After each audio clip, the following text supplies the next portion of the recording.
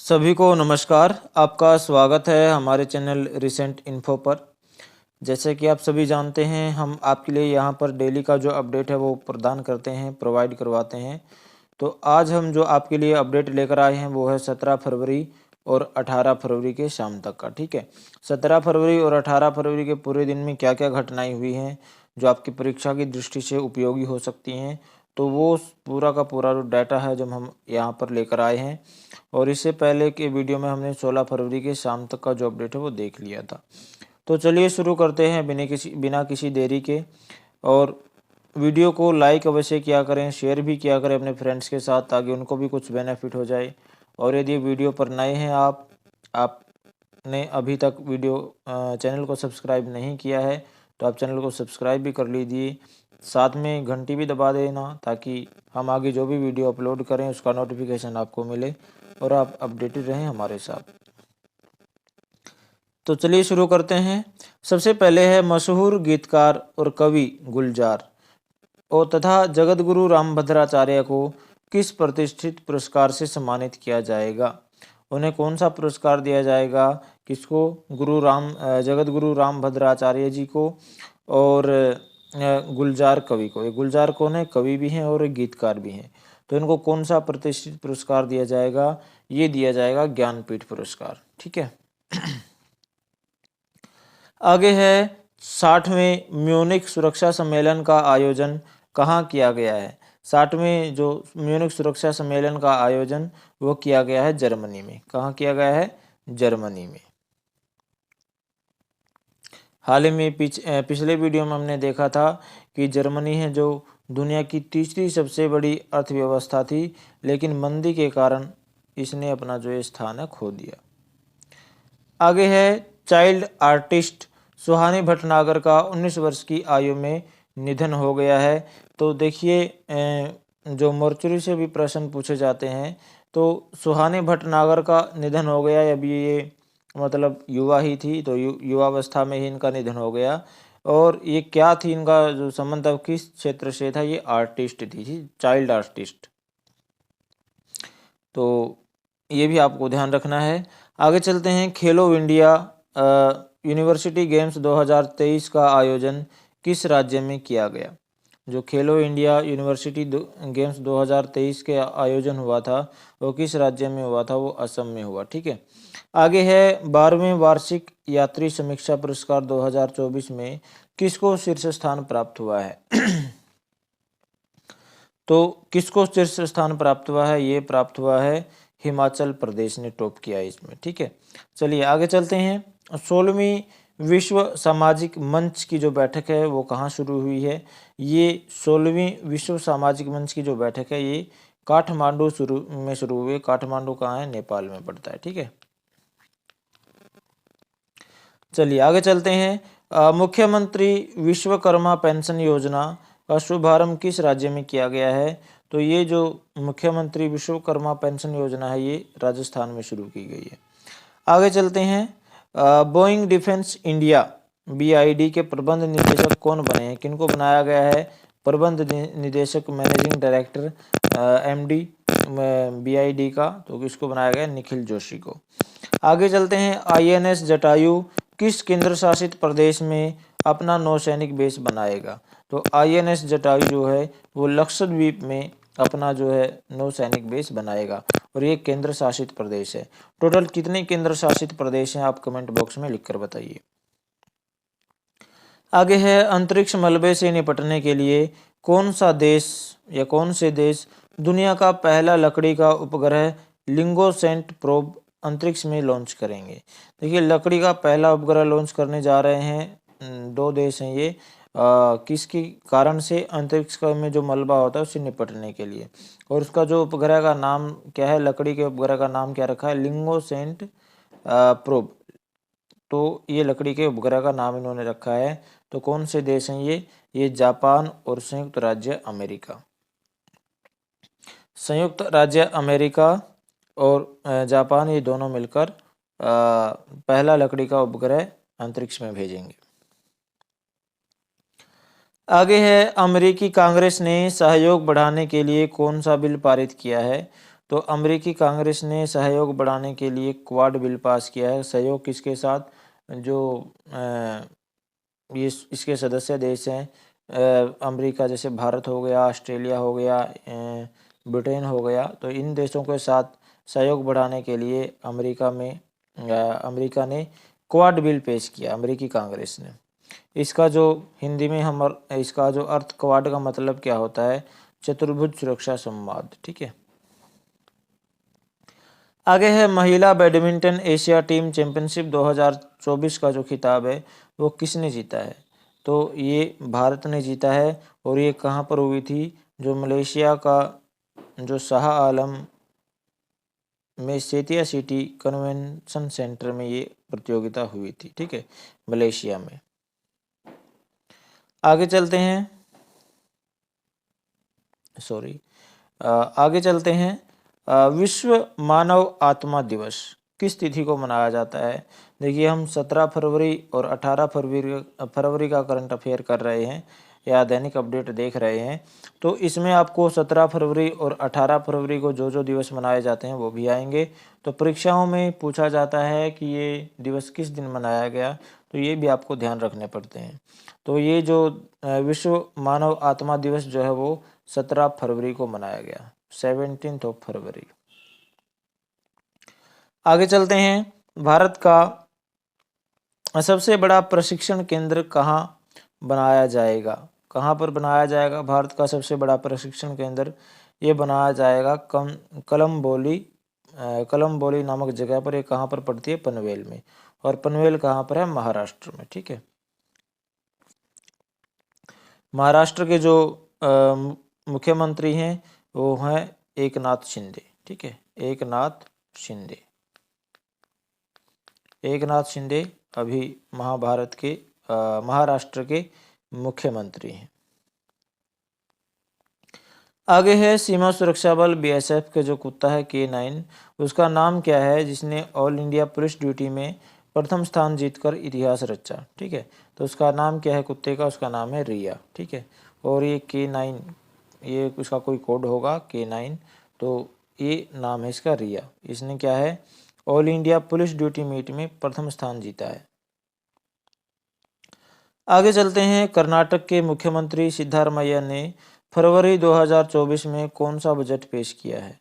तो ये जो सिद्धारमैया जी हैं कर्नाटक के मुख्यमंत्री, इन्होंने फरवरी में 15वां बजट पेश किया है ये। ठीक है, चलिए आगे चलते हैं।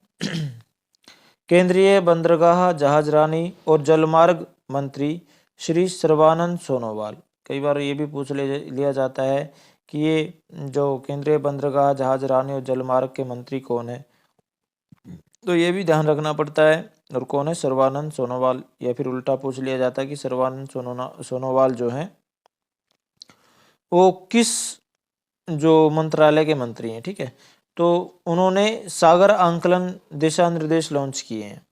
सागर आंकलन दिशा निर्देश लॉन्च किए हैं। तो आपको बताना है सागर आंकलन जो है वो किससे संबंधित है?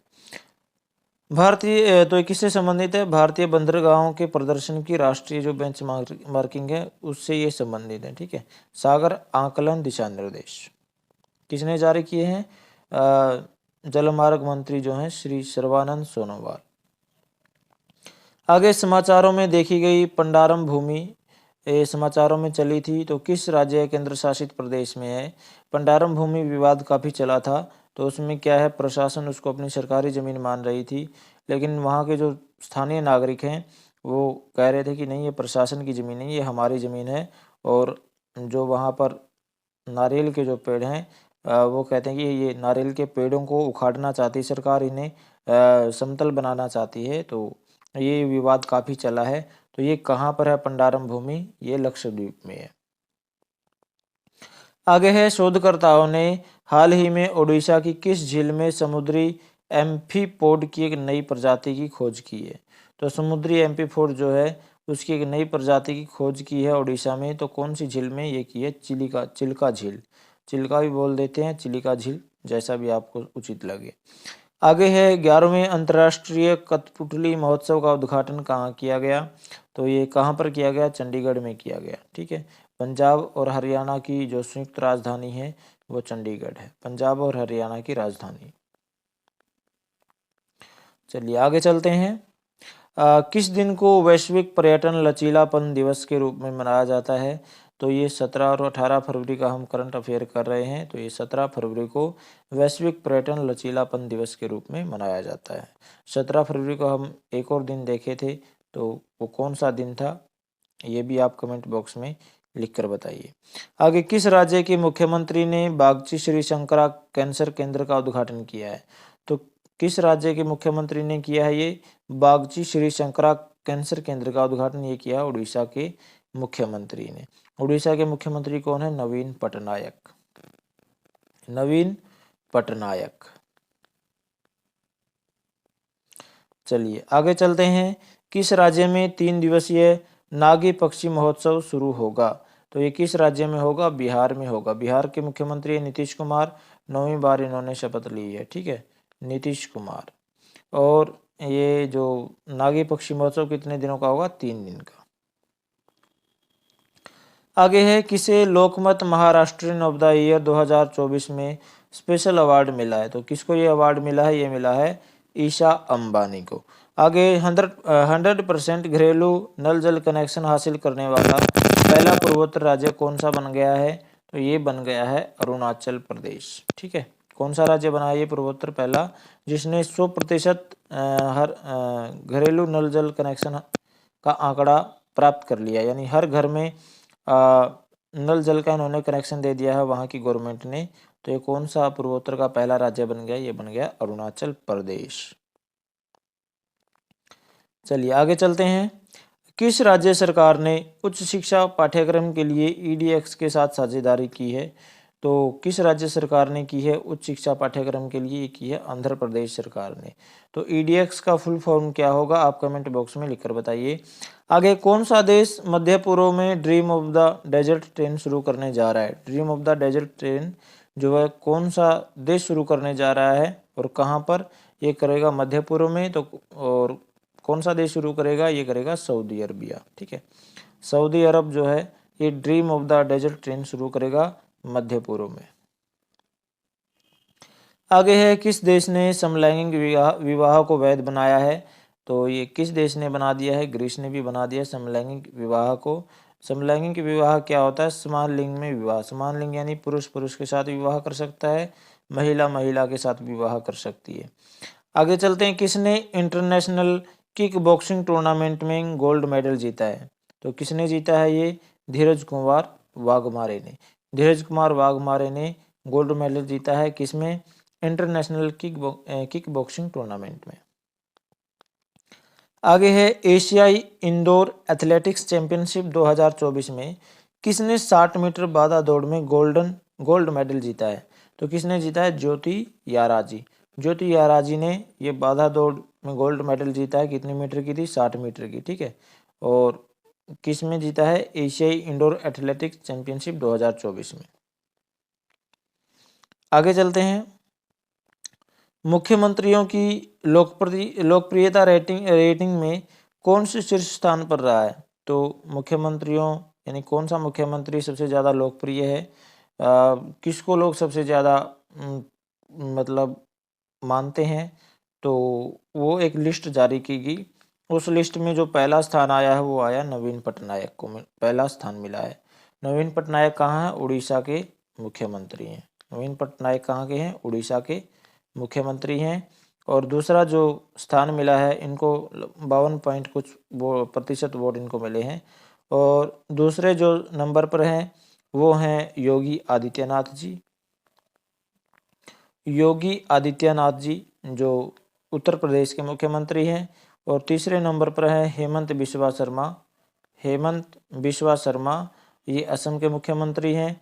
और चौथे नंबर पर भूपेंद्र भाई पटेल। भूपेंद्र पटेल ये गुजरात के मुख्यमंत्री हैं। तो पहले नंबर पर हैं नवीन पटनायक, दूसरे पे योगी, तीसरे पे हेमंत बिस्वा शर्मा और चौथे पे भूपेंद्र पटेल। आगे है, दिल्ली भारत का सबसे ज़्यादा इलेक्ट्रिक बसों वाला शहर बन गया, यानी सबसे ज़्यादा इलेक्ट्रिक बसें कहाँ पर हैं? वो दिल्ली में हैं। आगे है, 18 फरवरी को विश्व व्हेल दिवस मनाया जाता है। हम 17 और 18 फरवरी का जो करंट अफेयर वो कर रहे हैं। तो 18 फरवरी को कौन सा दिवस मनाया जाता है? विश्व व्हेल दिवस। व्हेल क्या है? एक बड़ी सी मछली का नाम है। आगे है, प्रधानमंत्री नरेंद्र मोदी ने किस राज्य में श्री कल्की धाम मंदिर की आधारशिला रखी है? तो किस राज्य में रखी है श्री कल्की धाम मंदिर की आधारशिला जो है वो उत्तर प्रदेश में रखी है। और ये श्री कल्की धाम मंदिर ट्रस्ट इसका निर्माण करेगा। कल्की धाम मंदिर ट्रस्ट बनाया जो, और इस ट्रस्ट जो बनाया है कल्की धाम मंदिर का, उसके जो मुख्य जो आचार्य हैं वो हैं प्रमोद कृष्णम। प्रमोद कृष्णम ये कहाँ? ये कांग्रेस के एक नेता हैं, और फिर भी इनका जो सनातन धर्म में गहरा विश्वास है। तो ये प्रमोद कृष्णम इनके आचार्य हैं, और मोदी जी ने उद्घाटन आधारशिला रखी है इसकी उत्तर प्रदेश में। आगे है, पीएम विश्वकर्मा योजना किस मंत्रालय द्वारा शुरू किया गया है? तो पीएम विश्वकर्मा योजना जो है वो सूक्ष्म लघु और मध्यम उद्यम मंत्रालय द्वारा शुरू की गई है। आगे है, उज्जीवन स्मॉल फाइनेंस बैंक ने किसको सीटीओ नियुक्त किया है? तो सीटीओ किसको नियुक्त किया गया है? उज्ज्वल स्मॉल फाइनेंस बैंक ने ये किया है मंगेश रमेश महाले। मंगेश रमेश महाले को अपना सीटीओ बनाया है किसने? उज्जीवन स्मॉल फाइनेंस बैंक ने। तो आज के वीडियो में इतना ही। मुझे आशा है कि आपको वीडियो पसंद आई होगी। तो जाने से पहले लाइक अवश्य करें और अपने फ्रेंड्स के साथ शेयर ज़रूर करें, उनको भी बेनिफिट हो कुछ। और यदि आपने सब्सक्राइब नहीं किया है तो सब्सक्राइब करें, और साथ में जो घंटी है उसको भी दबा दें, ताकि हम